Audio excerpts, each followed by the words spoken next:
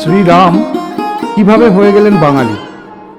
রামচন্দ্র কেন রাম রাজা হিসেবে পূজিত হন? এই সব প্রশ্নের উত্তর পাওয়া যাবে রামরাজাতলার রাম পুজোর লুকোনো ইতিহাসে। এখানকার রাম মন্দিরে গেলে আরও একটা প্রশ্ন মনে আসে, রাম মন্দিরে শ্রীরামের সঙ্গে দেবী সরস্বতী কেন থাকেন? কেনই বা সরস্বতী সবার উপরে থাকেন? এই সমস্ত প্রশ্নের উত্তর পাবেন এই ভিডিওতে, তাই ভিডিওটি স্কিপ না করে পুরো ভিডিওটি দেখুন আর জেনে নিন রামরাজাতলার রাম পুজোর ইতিহাস। রামরাজাতলা, চালু ভাষায় রামতলা। আর রামরাজাতলার রাম ঠাকুরের মেলার কথা কে না শুনেছে? থুরি, ভুল বললাম। হাওড়া শহরাঞ্চলে রাম ঠাকুর দর্শন ও রাম পূজা উপলক্ষে মেলা দেখতে কে না গেছে? এমন মানুষ সত্যি আপনি খুঁজে পাবেন না যিনি হাওড়া শহরাঞ্চলে থেকেও কোনোদিন এই মেলা দেখতে যাননি। প্রাচীন বাংলার ইতিহাস ঘাঁটলে ধুমধাম করে ঘটা করে রাম পুজোর ইতিহাস পশ্চিমবঙ্গে খুব একটা চোখে পড়ে না। তারই ব্যতিক্রম হল রামরাজাতলা। রাম পুজোর বর্ণময় ইতিহাসের জেরে এলাকার নামই হয়েছে রামরাজাতলা, যদিও অবাঙালিরা এখনো উচ্চারণ করেন রাজারামতলা। হাওড়া এক বিচিত্র শহর। একসময় একে বলা হতো কুলি টাউন।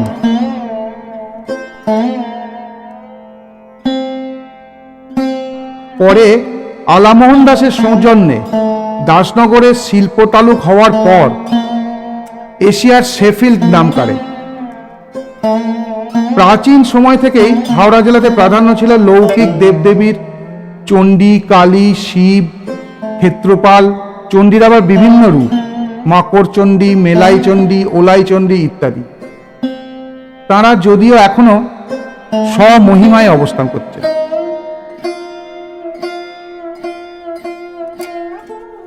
ঐতিহাসিক গবেষকদের কাছে অনেক বেশি কৌতূহলের যে এমন একটা জায়গায় উত্তর ভারতের দেবতা শ্রীরাম আচমকা কিভাবে এতটা প্রভাব বিস্তার করলেন। ইতিহাস থেকে যেটুকু জানা যায়, আনুমানিক 250 বছর আগে স্থানীয় জমিদার অযোধ্যারাম চৌধুরী এই রাম পুজোর প্রবর্তন করেন। রামরাজাতলার চৌধুরী পাড়াতেই তার বাসস্থান ছিল।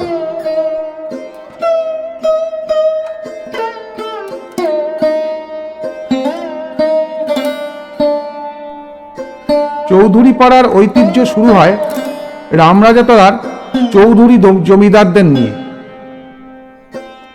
অযোধ্যারাম চৌধুরীকে দিয়ে শুরু করে 1740 সালে নবাব আলীবর্দী খানের শাসনের আমল থেকে তাদের জমিদারি শুরু হয়।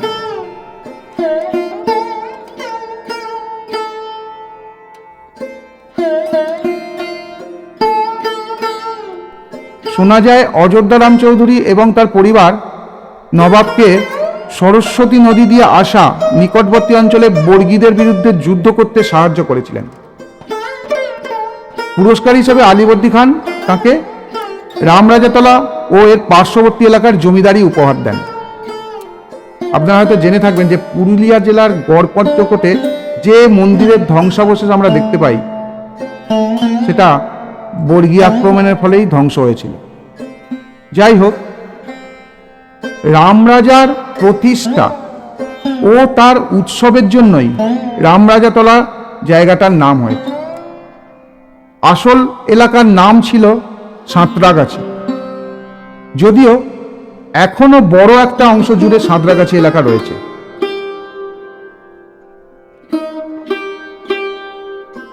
এই অযোধ্যারাম চৌধুরীর গৃহদেবতা ছিলেন রাম, কিন্তু সেটা জনসমক্ষে ছড়িয়ে দেবেন কিভাবে, সেটা নিয়েই তার চিন্তা ছিল। আর শ্রীরামের মূর্তি কিরূপ হবে, এইটা নিয়ে তিনি অনেক দিন ধরেই ভাবনা চিন্তা করছিলেন। এমন কথা চিন্তা করতে করতেই তিনি একদিন ভগবানের স্বপ্ন দেখেন। সেই স্বপ্নে দেখা রাম সীতার মূর্তি বর্তমানের বাস্তব রূপ।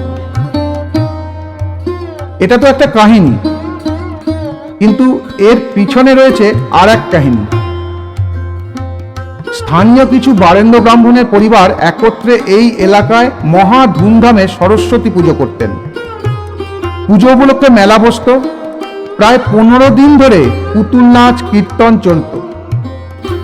আজকের দিনে সরস্বতী পুজোকে নিয়ে এমন আয়োজন প্রায় নেই বললেই চলে। অযোধ্যারামের রাম পুজো প্রতিষ্ঠার পর শ্রী পঞ্চমীতে সরস্বতী পুজোর এই পুরনো ঐতিহ্যের একটা সংঘাত শুরু হলো। সেই সময়কালে সরস্বতী পুজো এই অঞ্চলে খুব বিখ্যাত ছিল এবং পূর্ববর্তী 300 বছর ধরে গ্রামবাসীরা এই একই পুজোর উপভোগ করত। তাই সরস্বতী পূজার অনুরাগী কিছু গ্রামবাসী এই রাম পূজার বিরোধিতা করেছিলেন।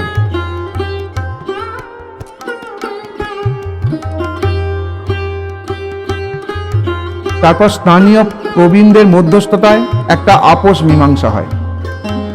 সেখানে ঠিক হয় প্রতি বছর রামের পুজো হবে নবমী থেকে, তবে মূর্তি নির্মাণের শুভ উদ্বোধন হবে শ্রী পঞ্চমীর দিনে। আরও একটি রফা হয়, বিভিন্ন দেবদেবীর মূর্তি একই মঞ্চে থাকবে। স্থানীয় সালিসিতে ঠিক হয় রামচন্দ্র সহ সমস্ত মূর্তির উপরে অধিষ্ঠান করবেন দেবী সরস্বতী। সেই ধারা অনুসারে এখনো দেবী সরস্বতী সবার উপরে থাকেন। এই রাম পুজোকে ঘিরে আরো একটা ছোট বিতর্ক রয়েছে। তার প্রকাশ রয়েছে প্রাচীন এক ছড়ায়। একাংশ গবেষকদের মতে এই উৎসব আসলে জৈনদের ধর্মোৎসব।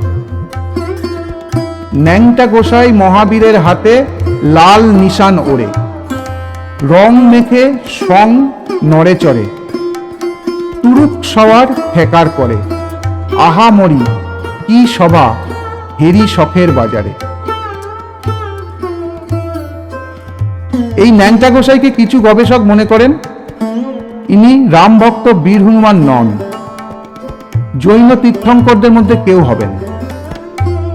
যদিও বিপক্ষ গবেষকদের মত হনুমানের নামও মহাবীর, আর বাঙালিরা ছোট ছেলেদেরও আদর করে ন্যাংটা গোসাই বলে ডাকেন।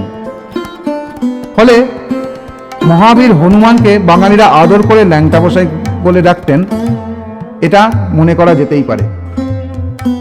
ন্যাংটা মানেই যে জৈন তীর্থঙ্কর হতে হবে এমন কোনো মানে নেই।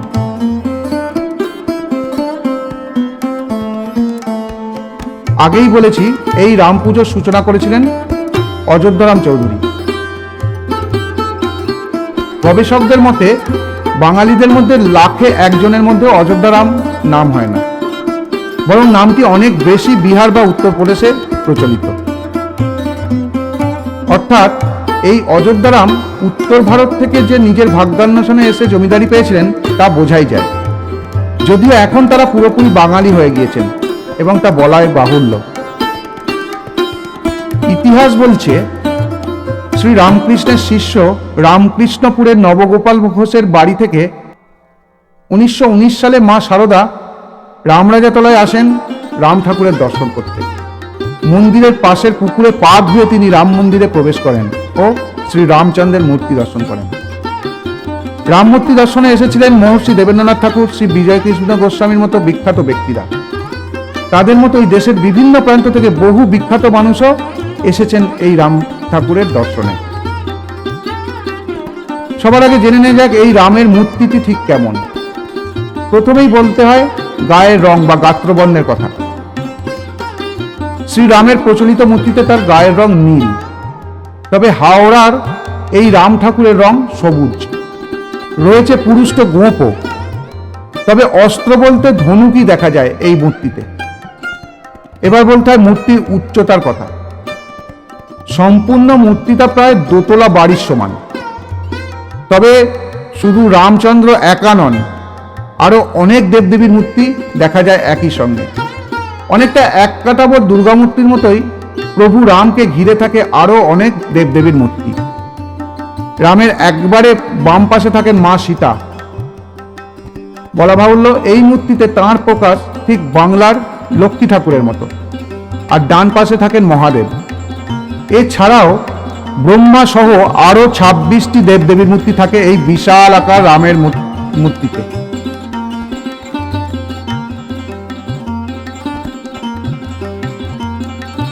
যার মধ্যে রয়েছেন জগদ্ধাত্রী, নারদ, হনুমান, মুনি ঋষি, আরো অনেকেই। তবে শ্রীরামের মূর্তির ঠিক ওপরে থাকে দেবী সরস্বতীর 5টি মূর্তি।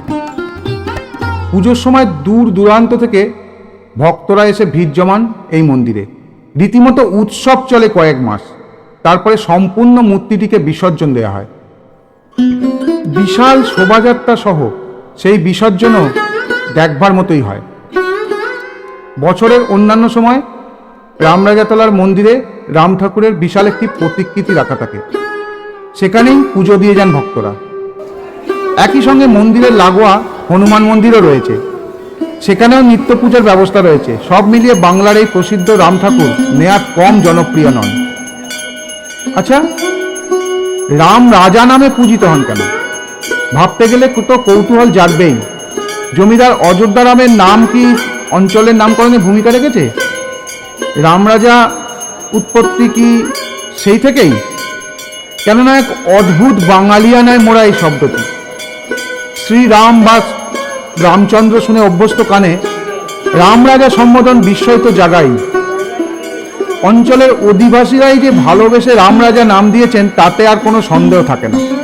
এ যেন রামের বাঙালি হয়ে ওঠা। সেই কারণেই দেখা যায় গোপ আছে তার। আমরা সাধারণত ক্লিন সেভ ছবি বা মূর্তি দেখতেই অভ্যস্ত। এখন তো আবার আর্টিফিশিয়াল ইন্টেলিজেন্স অনুযায়ী শ্রীরাম কেমন দেখতে ছিলেন 21 বছর বয়সে তার ছবিও দেখতে পাওয়া যাচ্ছে নেট দুনিয়ায়। কিন্তু বাঙালি শ্রীরামকেও দিয়েছে গোপ। ঘরের লোক না হলে কি এমন হয়? এখনো প্রতি বছর রামনবমীর দিন থেকে শ্রাবণ মাসের শেষ রবিবার পর্যন্ত মেলা চলে। পশ্চিমবাংলার দীর্ঘতম এই মেলা রামরাজাতলাকে ঘিরেই। তারপর বিসর্জন দেওয়া হয় সেই মূর্তি। প্রতি বছর 4 মাস ভক্তরা দেখতে পান রামচন্দ্রকে। আর রামনবমীতে পুজোর যেদিন শুরু হয় সেদিন পুজো দেওয়ার ভিড়ও দেখবার মতো। ভোর 3-4টে থেকে পুজো দেওয়ার লাইন পড়ে যায়। রীতিমতো গিজগিজ করে মানুষ। আর মানুষের ভক্তিও দেখবার মতো। না হলে 4-5 ঘন্টা লাইন দিয়ে ভক্তি ভরে পুজো দেওয়া কি সহজ কথা? সকাল পেরিয়ে বেলা হয়ে গেলেও পুজো দেওয়ার লাইন যেন আর কমেই না। আপনারা দেখুন কিভাবে মানুষ রামের উদ্দেশ্যে পূজা অর্পণ করছেন। কতখানি ভক্তি এবং ভালোবাসা থাকলে এই রকম ভাবে লাইন দিয়ে এসে এইভাবে ভক্তির সাথে আত্মসমর্পণ করে পুজো দেয়া যায়। শ্রাবণ মাসের শেষ রবিবার রাম মূর্তিকে যখন বিসর্জন দিতে নিয়ে যাওয়া হয় তখন বিশাল শোভাযাত্রার আয়োজন করা হয়। 28 ফুট উচ্চতার এই মূর্তি নিয়ে যাওয়ার জন্য এলাকার রাস্তার বিদ্যুৎ সংযোগ বিচ্ছিন্ন করতেই হয়। এমনও জানা যায় এই বিদ্যুৎ বিচ্ছিন্ন করা নিয়ে ব্রিটিশ সরকারের সঙ্গে লড়েছিলেন তৎকালীন হাওড়ার ম্যাজিস্ট্রেট শাহী সম্রাট বঙ্কিমচন্দ্র চট্টোপাধ্যায়। ট্রাম লাইনের বিদ্যুৎ সংযোগ বিচ্ছিন্ন করে রামের মূর্তি বিসর্জনের অনুমতি দেওয়ায় তাকে বদলি করে দেওয়া হয়েছিল। তবে তাতেও রামের শোভাযাত্রা আটকানো যায়নি। আপনারা নিশ্চয়ই জানেন যে আগে হাওড়াতেও ট্রাম চলত। এদিন দুপুর থেকেই রাম ঠাকুরের গঙ্গায় যাওয়ার সব রাস্তায় সব রকম যান চলাচল বন্ধ করে দেওয়া হয়। দুপুর থেকে ভিড় জমতে শুরু করে রাম বিজয় দেখার জন্য। সন্ধে হতে হতে রাস্তার দুপাশ কানায় কানায় ভরে ওঠে। বিভিন্ন অস্থায়ী দোকান গড়ে ওঠে শুধু একদিনের জন্য। সারা রাস্তাটা যেন হয়ে ওঠে এক মেলা। সারা রাস্তায় কিছু কিছু দূর ছাড়াই থাকে পানীয় জলের ব্যবস্থা, যাতে যারা দূর থেকে ওই বিশাল বিশাল ঠাকুরগুলো টেনে আনছে তারা যাতে গলা ভিজিয়ে নিতে পারে। সব ঠাকুর চলে গেলে সবার শেষে আসে শ্রীরাম। বৃষ্টি বাদল উপেক্ষা করে এগিয়ে চলে শোভাযাত্রা। তবে এখন অনেক কিছুরই পরিবর্তন হয়েছে। আগে রাত্রিবেলা হ্যাচাক জ্বালিয়ে নিয়ে যাওয়া হতো রাম ঠাকুরকে। এখন যুগের সাথে পরিবর্তিত হয়েছে সাজসজ্জা। হ্যাচাকের জায়গা নিয়েছে হ্যালোজেন ও এলইডি লাইট। গরুর গাড়ির জায়গা নিয়েছে টাটা 460, বেড়েছে বিজ্ঞাপনের চমক, আরো অনেক কিছু। কিন্তু তার সাথেও কোথায় যেন মিশে আছে সেই পুরনো দিনের সাবেকিয়ানা ও ঐতিহ্য।